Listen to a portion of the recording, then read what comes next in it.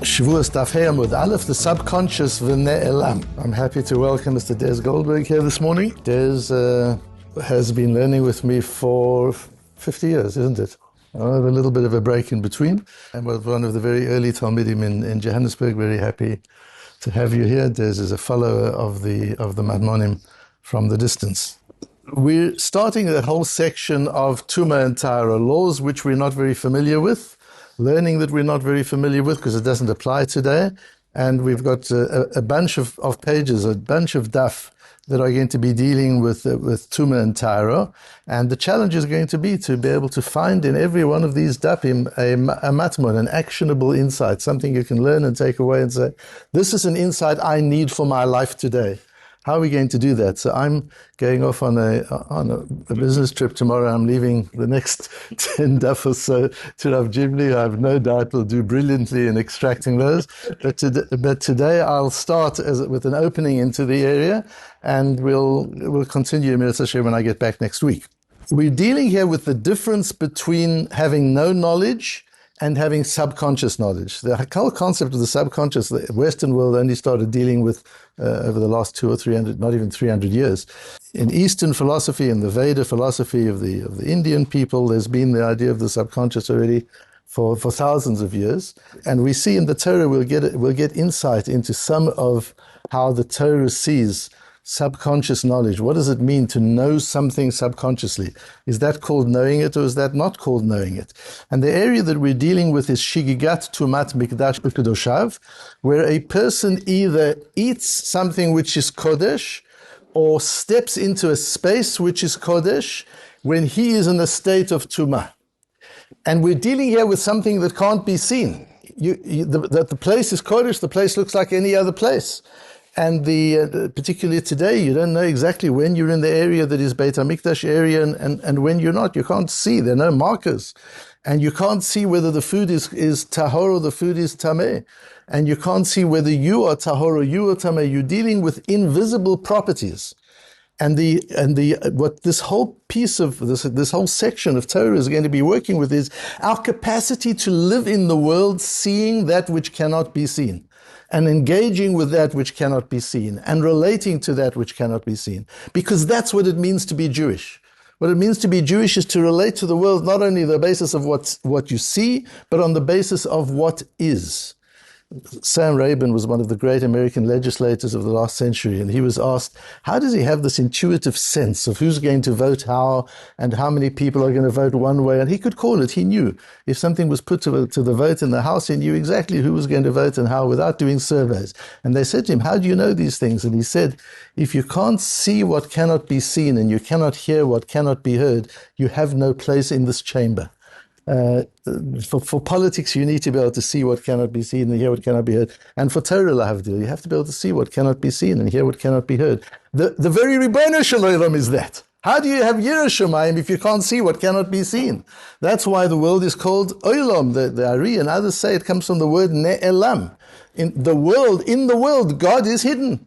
And you've got to be able to see that which is hidden, that which is ne'elam. That's what an olam is. An olam is a space where the essence of its reality is hidden from the eye, and your job is to be able to see it nevertheless, to be able to look at the world with the, as we've said recently, the ein haneshama, the ein emunah, to be able to look at the world through the eye of emunah, the eye of your neshama, not just the eye that's in your head.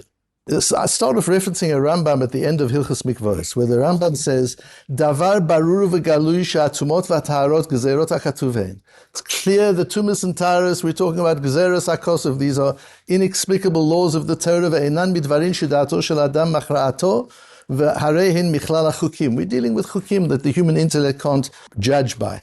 So going to a mikveh, tumah is not physical dirt that comes off with water. The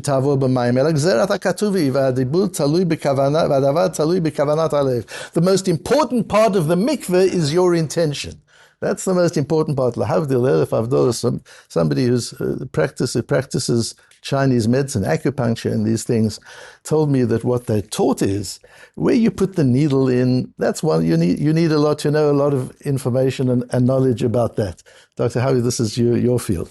But that's not what's going to cure the person. What's going to cure the person is the kavanah. What your intention is as you put the needle into each part of the person. Be able to transfer that intention from yourself to the patient. That's what's really going to make the difference. Something that Western medicine is clueless about.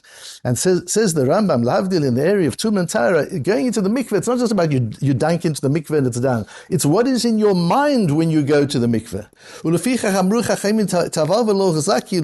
If you just went into the mikveh without the proper chazokas, it doesn't work.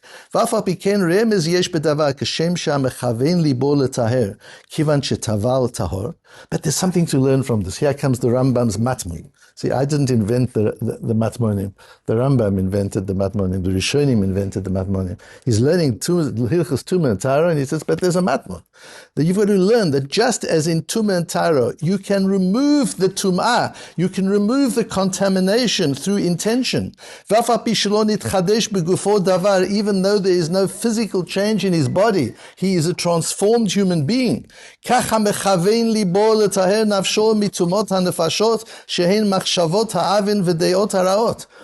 if one has the intention to cleanse oneself of wrong ideas and negative characteristics, if one's intentional about removing arrogance from oneself, about removing all the things that disturb the purity of being, if you make a decision to remove yourself from negativity, whether it's negativity of behavior and character or it's negativity of ideas and knowledge, if you've decided to distance yourself from negativity,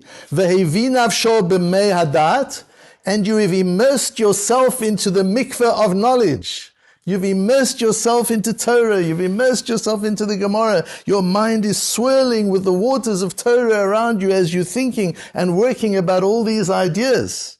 Tahor, that purifies. That's something we need to understand as we go through these laws of Tumah and Tara. Now, the psukim that we deal with, we quoted already at the beginning of Masechta, is O nefesh asher tiga b'chol davar tameh. If somebody touches something which is tameh, he touches a dead sheretz or one of these things which are tameh, or a dead body, v'ne'elam mimenu. That word ne'elam is really important. It's going to be crucial for today. And what word do you notice in ne'elam? I've already given you the hint. Olam. You notice in the ונעלם ממנו והוא טמא והשם. Or כי ייגע בטומאת אדם לכל טומאתו, it comes into contact with a person who is טמא. אשר יטמא בה, causing him to become טמא. ונעלם again, ונעלם ממנו. And it's נעלם, means it becomes hidden from him. והוא ידע, and then he gets to know about it. והאשם, then והביא את אשמו, he brings the קרבן עולה ויורד. So the laws of שגגת, shogeig טומאת מקדש וקדשיו, the laws of unintentionality in this area of halakha differ from those in other areas of halakha. And the Rambam states that clearly in Hilchos Shogegos, Shinu yesh b'shogeig טומאת מקדש וקדשיו, מה שאין כן בשאר כריתות. The laws of shogeig, of unintentionality, in these principles of coming into the Beis HaMikdash when one is tameh, or eating kodesh when one is tameh, are different from all other cases. Because in all other cases, explains the Rambam, if you never knew, you did something without knowledge, unintentionally, that's a shogeig, that you've done it by mistake, you bring a korban chatas. But in this case, you only bring a korban ole viyored if you once knew, and you forgot, and then you discovered again.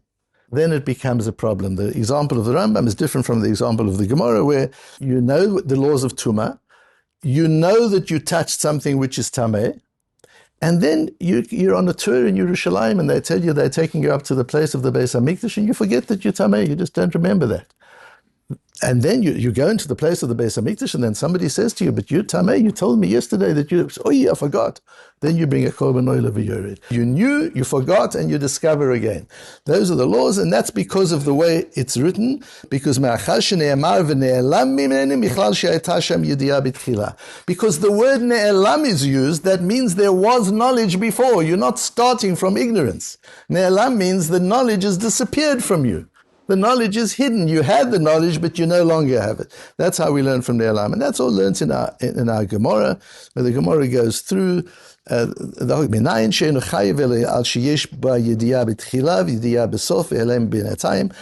know that you need to have knowledge ignorance and then knowledge again. Talmud Lama, ונעלם, שתי פעמים, דברי רבי עקיבא, רבי אומר, etc. The Gemara goes through the Talmud Lama ונעלם, and so on.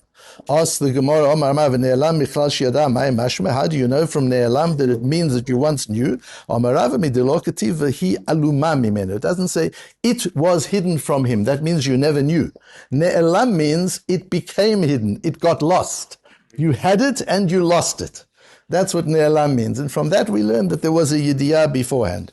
Then the Gemara asks from a question of Soito and from a Psukim in Iyov. And in the end, Omar Abaya, Kasova Rebbe, Yediat Beit Rabo Shema Yediyah. If he knew something as a cheder child, he learnt it in Chumash. But this is many years later and he no longer knows it. That's called Yediyah. So he learnt the laws of we'll see in Rashi what that means exactly, but he learned the laws of Tum and Tara when he was a child, when he was in yeshiva. So he knows the laws. And then when he comes to touch something which is Tomei, he does it unintentionally. And then he remembers, oh, I remember learning that, so now that means I'm Tomei. That would be the case. Our Mishnah says a case where you didn't have knowledge to start with, you only discovered later that you did wrong, but you never knew that what you were doing was wrong. And our Mishnah says, in such a case, you don't bring a korban Ole Viyored. In such a case, the seir of the Musaf of Yom Kippur is mechaper. There are different seirim we bring on Yom Kippur. One is called the seir bifnim. You bring a seir inside the Beis HaMikdash, and the other one you bring on the Mizbeach HaChitzon. The outer seir, which is the seir, the goat of the Musaf, that atones for this situation where you never knew in the first place. Mi ikedeles leyediyah beis rabbi, says the Gemara. Isn't this a beautiful question? Where is there a Jew in the world who's never learned Hilchos Tumah v'Tahara? How do you get such a thing? Where is there a Jew in the world that never learned Sefer Vayikra, that never went to Cheder, that never sat in shul when we do the parashas that we're busy with at the moment? How can that be? Amalein, there are such people. Bishkachas la betinok shenishba lebein hanochrim. You find it with the phrase that is used, it's a halachic phrase of a person who was kidnapped as a baby and raised by the Goyim. And the poskim say that's most Jews today. That although they weren't physically kidnapped, they were kidnapped by Western society or communist society in those days, and they were raised in a world where they didn't learn Vayikra, where they never went to Cheder, where they never learned Chumash. So there are people who have never learned. Such a person can't bring a korban Ole Viyored. That's not conscious enough. For other Isurim, as the Rambam explains, never having known the law, is okay, I never learned Hilchos Shabbos, I didn't know that you're not allowed to turn a light on Shabbos. And I turned it on, now I've learned the laws, bring a korban chatos. That's called shogeig, you've made a mistake. But in laws of shigigas, tumas, mikdash, וקדשיו, the laws that we're talking about, you have to have once known the law. At least that you have to have known. And still you did it. So why did you do it if you know the law? Says Rashi before we come to Rashi, let's just do Tosfos. Says Tosfos on the next page. We're talking about a situation where he hasn't forgotten what he learned as a cheder child. He still knows Chumash. He hasn't forgotten Chumash. You find even people who've gone very distant, people who learned as children, and since then they've become complete apikurusim, and they haven't learned or practiced Torah for 50 years. You can start talking to them about Chumash, and they remember the Chumash, and they remember their Tanakh. That doesn't disappear. So what happened? All that happened was that he wasn't aware that what he was touching was tomei, that what he was touching could cause tumah. He knows the information, but he's not familiar with the practical application of it when he comes to actually do it. That's what Tosfos says. And Tosfos says, what's difficult about how I'm explaining it, says Tosfos, is, it's not the thing itself that is forgotten. What he knew, he still knows. What he's forgetting is something different. What he's forgetting is that this is a sheretz. That's what he's forgetting. But what he knew, he knows, which doesn't quite fit into the wording of the Gemara, but Tosfos goes with it. Rashi avoids Tosfos' question. And Rashi says, Shilamad beveit rabo shehanogea betumat tameh. I learned it with my Rebbe in Cheder that if you touch something which is tomeh, you become tomeh. And Rashi says something else amazing, and I was completely conscious that I was touching a sheretz. So I know the laws, and I'm aware that this is a sheretz. אבל לא התבונן לשום על ליבו שנטמע. When I saw this Rashi, even before I started unpacking the sugya, I realized this is Matmon. Here we've got to understand, what is Rashi saying? He has knowledge. He learnt in his Rebbe's house and he remembers what he learned. And he knows this is a sheretz. What's missing? Where's the ne'elam? What has he forgotten? Says Rashi, nothing intellectual. He hasn't forgotten any information. Lo titbonen lasum al libo. He wasn't mindful and aware as he was doing it. Has it ever happened to you that you put your car keys down somewhere and you can't remember where you put them? Did you not know that you were going to need your car keys again? You had the knowledge. Did you know that those were car keys? You had the knowledge. You put them down consciously, yes, so what happened? You weren't paying attention. Says Rashi, this is a case of not paying attention. It's not al-libo, it's not in his subconscious, it's not in his heart, it's not in his conscious mind. It's in his subconscious. He remembers all the halakha, but it's not in his conscious mind. The Tosfos Harosh goes, we don't have time to read the Tosfos inside, you can do that in your own time. The Tosfos Harosh explains why Rashi is forced to say that he is conscious of the fact that he touched the sheretz, unlike Tosfos. And now, if he's conscious of the fact that he touched the sheretz, Rashi now has to say, so what did he forget? And for some reason, which I'll explain in a moment, Rashi doesn't say he forgot what he learned from his Rebbe. That would be the obvious thing. There's got to be an awareness, a forgetting, and an awareness. So why don't you just say? The Tosfos Harosh explains why I have to be aware that I'm touching the sheretz. Fine. Rashi's the only one who says that. The Tosfos Harosh explains why. The other Rishonim question him, but the Tosfos Harosh explains why. But the bigger question is, why doesn't Rashi say simple? I learned with my Rebbe, I forgot what I learned. I touched a sheretz. I was aware that I was touching a sheretz, but I didn't know that it was also, I've forgotten those laws. And then somebody reminds me. Rashi doesn't say that. And the reason that I believe Rashi doesn't say that is because of the word ונעלם. It doesn't say v'shachach, and it doesn't say v'lo yada. At that sense. It says later, V'hu yada, later on he gets to know, but it doesn't say lo yada. He didn't have the knowledge. It says ne'elam. What does ne'elam mean? Ne'elam means it's hidden. When something's hidden, it's there, you just can't see it. And there is knowledge that is there, you just can't access it. As you get older and older, there's more knowledge that is there and more knowledge that you can't quite access when you need it. It gets harder to access it. That you have to be very conscious to access. It's got to be lasum al libo. When knowledge is on your heart, you can access it. You can't access it when it's stored in your brain cells somewhere. Sometimes you can access it, but it's not always available. But when it's on your heart, it's available all the time. It's there. And that's what we have to do. We have to be able to take Torah and we have to transfer it into our heart. And when we did the Hilchot HaTra'ah b'Safek and Hilchot HaTra'ah, you remember we learned how long does awareness last? 4 seconds. 4 seconds, and it's no longer al libo. It doesn't mean you forget it. It just means it's no longer hitbonen lasum al libo. Things on your heart last for 4 seconds, and then they evaporate. And that's why it can happen that this person knows the halakha, but in the moment of doing the action, it's not front of mind. He doesn't have it front of mind to realize that halacha that I was learning in Parshas Vayikra when my Rebbe was teaching me when I was 8. That halacha is about this situation that I'm doing now.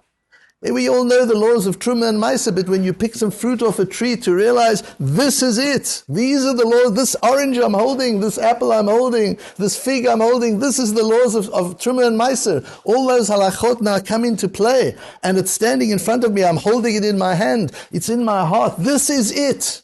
That's what he doesn't realize, this is it. Yes, I learned things when I was a child, and somebody reminds me later, and yeah, I remember. But in the moment of life, we forget the Torah.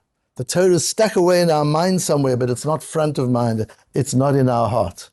And that's what Torah says about lo hitbonen lasum al libo. It's ne'elam. It's like the Ribono Shel Olam is ne'elam.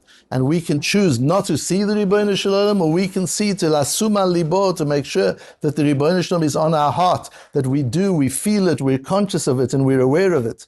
And if it's like this with Aveirot, we need to understand it's the same with mitzvot. If an Aveirah that is practiced, where you know the halachot, but in the moment it's not al libo, it's not on the surface of your heart, it's not there. It's called a shogeig, it doesn't count. In the case of Aveirot, thank God it doesn't count. It's called the shogeig. You bring a Carbon, Ole, Viyored, and you're excused. There's no further punishment. But that means the same applies in the mitzvot.